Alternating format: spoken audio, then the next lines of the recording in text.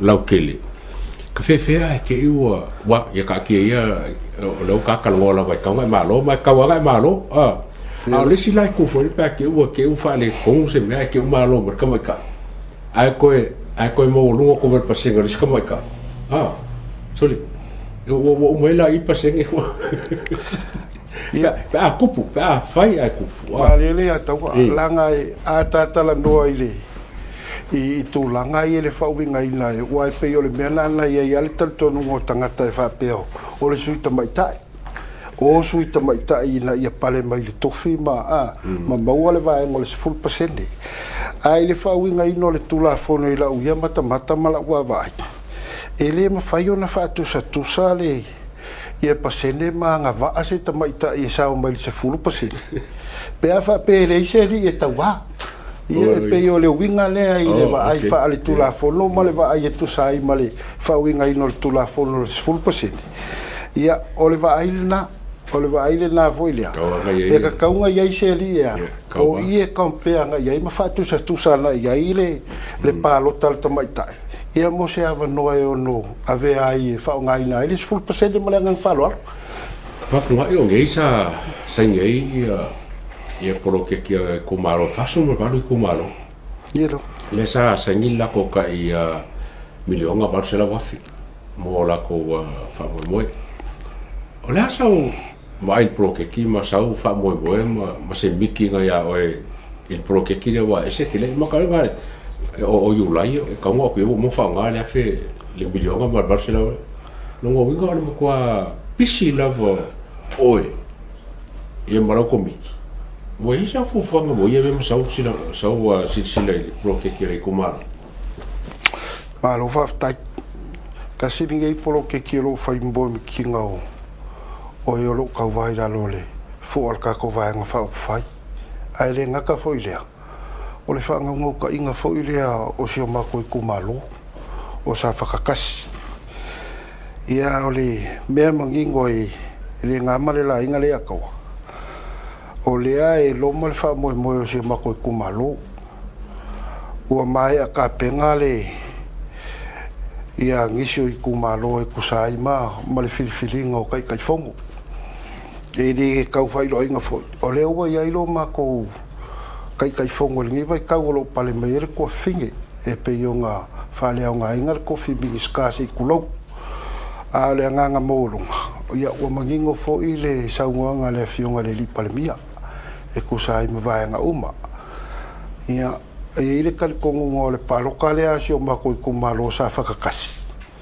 ia o se o le akula I mai ave ma sui fai pule ia ai kula I mai lalo ka ko vai nga fa o le vai fa fai o fa ko koile ko sa mo kasi ia o ia le o le a kula I mai e ka ave ale kofi kai fongo o le kumalo sa fakakasi ia e pe yo nga mali ai ia o kele o moi mikinga o leo koe whainka ia kau kala lava malenga nga whaaloalo e leo se upo e ko ia ua e leo se kau whaaleanga foi e whaamalulua koe foi a o lea nganga mauarunga ua whaingo fie o nga whaakingo ngisi o polo keki ma me piko sili o nga mga o mia I kumalo o nga polo keki ringi whaakai foi le malo I le koe a mai ko ngore kaskesi 8 milionga lea pea ka ko fua iai o le paia inga ua mawai e a o le ngau ka inga o le whainga malo ma le fionga le li palemia I le kulai mai inga ia koe wha wau pea wha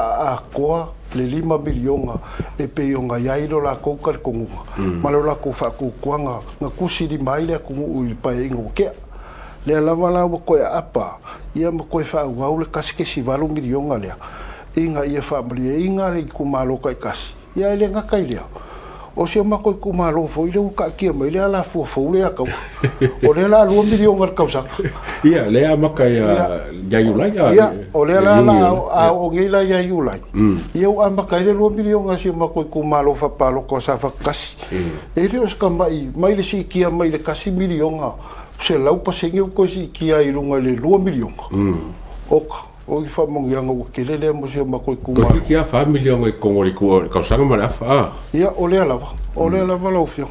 Ai whawhkai ai fo ile fionga le li pale mionga o kaulanga langa I melei. kaulang langai me lei luka ko waeng whai. Ie le ngaka wai e mo ia. Ongo waku mai le foi o le malo. O le whakaunguinga foi o le anga wakau me uma. Ia e pe o nga iai. E mori ai le nganga whawhakai e pe o le ala alea. O kasi ia waenga wa. Wa iai foi lo ka ngaka le akau. O le ala lea. Le ala lea e o le fia kau wa. Ia ua kele a walo whamanguia ngai. E whaingofi ai.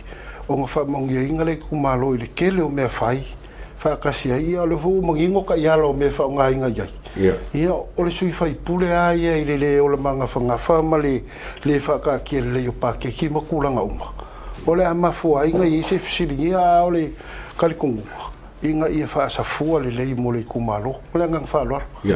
O le ase mea ke sila fia fuile a whai ke kulai mai o wheme a vila wha mua.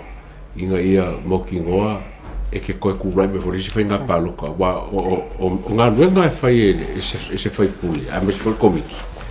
E whunga e leli mai le wha awau pēa ma le anga ilu mo le kumalo. A me se la whai sawi me le si 2 milio. Sawi me le si 2 milio. E mwako se 4 milio. O la se vaengo e se sile kau o ngā lua e malmaro si pēa kulai mai. Maro whaptaire tau. O kei loa e awha pēa o lai whafonga mai lo mako i kumaro mai leo mai o loo anga ia ko pēia mako whonkanga i vai aso kai kasi. O loo mangingo au wa umang whakakia i rea la whokulangi. Kasi le vaenga o ngal whangau. O le ngau ka inga fo. Inga ia whaka oko lea la fua. E solo i lungo lea nga wakau al vaenga whauwhai lea tau. E le nga wakau al vaenga whauwhai al whatutu e le to sa motas. E whapea mai. O lea o nga fua ia ka ko whangau. Mai lava ia o nga whakaikai. Se ia pa ia ingeske. Ia o nga whapea lea. More kai mingei. Langa lele la vea le Pakeki whauwau lea inga ua o Karikongu. O lea ko a iaile Pakeki kele lea ia yungi ulai. Ia kasi le vaenga o le awa iai. Pe o le ala vea mai lalo o le Pakeki al vaenga whauwhai. Ia kulanga ia. Ai nga whakakia le la fua mo si le fia fo i le au langolango o lako langolango i ngā umanga ia kui whonkanga.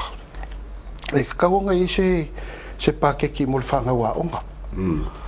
E inga ia mangingoa o le Karikongu fo. O se lengi ngai e ko inga ko le malo.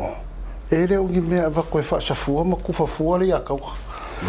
O mea o ngā kau. Ia o le ia i lalo mea o wala ngā lua i polo kekingi. O le ia i lalo mea o fisosoangi a inga foi e le anga o lako o wala anga i kua i moka malawa. Ia o lo iai foi si vaenga ka ua ia e peio i kuia. Ia wala ngā lua e a fia onka i kasi. Ia e kasi ia vaenga o lo au kilo ia i pukalame ngai. Ai mole au kilo ngalava ia i whangau a onga. Ia ngā whaka oko ia. E kaunga au kilo po se me pole 5%. Pole se 10% e au whakakia. Whakakia le Pakeki mole au whaiwhaiwa. Whakakia le Pakeki mole au whaiwhakoanga. Inga ia mangingoa kulanga uma. E le ai foi se nguru. Ia pe kasi e vaenga e pe o ngai ai. Awa o e ilo Karikongu o kako whangau o me Pixiri. Ai mese a kako whangau e lo wele inveske. E mawalu lunga pili o kamiki e la kom ka upo e kakau o ngasui. Ia o le ala foi leo o se ngau ka inga. E whakakia se ala fo mo se Pakeki mo alo mo whangau. Inga ia kulanga le lei. E iei foi ia inga e whai un whakakia. Awa a manguia maila o kamiki o ngale koe kongia lea. Ai a whapea o le kamiki foi lele o le alua e fie mai wala lau whau malu o le ko kongia le whong whamai. Ia kau foi langa iei se ala fo pea whapea e vale kulima pe le pasi le akau. Ia pe o se karapupu le le vaenga pe o ngafsinia. O kei loa o le vaenga ngā e kawa e rufi ngalo pe whape saule Pakeki o le 2 milionga wai. E ke ufale aku nge pe whape ke kurai mai. O le vanka akia ia le plan o le tulora. O maka akia le plan o le milionga varsela wafi. Nongo winga la o le kulanga i ko ke o pongi le whamoe le wa mokingoa e whakaungu ia fufuanga ia. Inga ia whaingofia o koe mo mai le 2 milionga pe kongo kia. O ke ringa whafunga i a filinga ngai e isi sui sala ka ia ko fa mo mer kulanga le trola ai la se me ke le ngai e se la bo ko ko le e mfai e nga mai fa ko kwanga le kumalo ya ki oi o fese me ese me o wa aka ko ngai le prokeki ya ko kia kusa ko kat ya aka ko nga ba ya ko kia kusa ko kat a mai ni me se lo se ko pe fa ese la bo oi mai ko le inga e fengo fio fa di fininga le kumalo ya ki oi alo va taile atua mangingo ale sa nganga ni vai ngolas ye fa kulo fo ye le se ka ke le ombus ka ke musu ai ko vivi ka ikale atua ye fa penge ya la ngo ka lo fa penge ma pe ngo ye fenga filinga le I kumalo ya nga me ye la nga ya un si le fia e kumalo ya tawo a karangolo I mengi o pakeki ia o ke le fa molunga o ke fa ia ko lusu kasi kausanga o ngai I le aku sa unga lua I le fale kupe o kangakangu o Samoa na so penka o Samoa sa makamai lavai I vaenga pe yonga masangia I le makango le o nganga ia se I o lavai ngā vea ma se kasi e au kilo I kulango pakeki ma me umaia o le e se nganga